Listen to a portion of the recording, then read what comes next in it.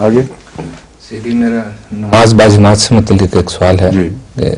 یہ تو ہم جانتے ہیں کہ عام مساجد میں اگر ایک نماز باجماعت ہو چکی ہو پھر بعض دوست بعد میں اپنی باجماعت نماز پڑھ سکتے ہیں.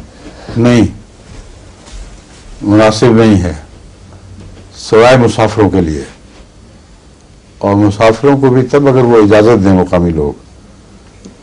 ایک مسجد میں اگر امام کے سوا نمازیں شروع ہو جائیں تو ساری جمعیت ٹوٹ جائے اور سارا مقصد فوت ہو جائے. جو وحدت کا مقصد ہے نماز جماعت کے اندر، وہ مقصد پارا پارا ہو جائے گا اگر آپ یہ اجازت دے دیں کہ 10-5 آئے نماز پڑھ لی اور پھر یہ متفرق ہو جائیں گے سارے.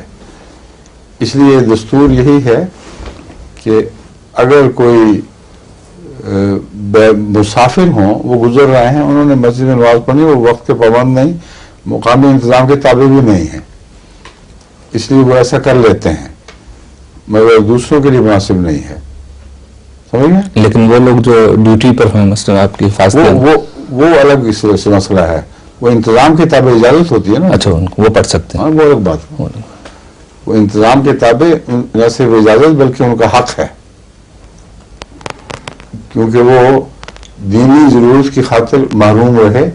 چنانچہ قرآن کریم نے اس حق کو اتنا شدت سے تسلیم کیا ہے، خاص طور پر رسول اللہ علیہ وسلم کے پیچھے نماز پڑھنے کی خواہش کے تابع، کہ ایک ہی نماز میں دو مقتدی آ گئے، ایک ٹیم پہلے ایک بعد میں. ٹھیک ہے.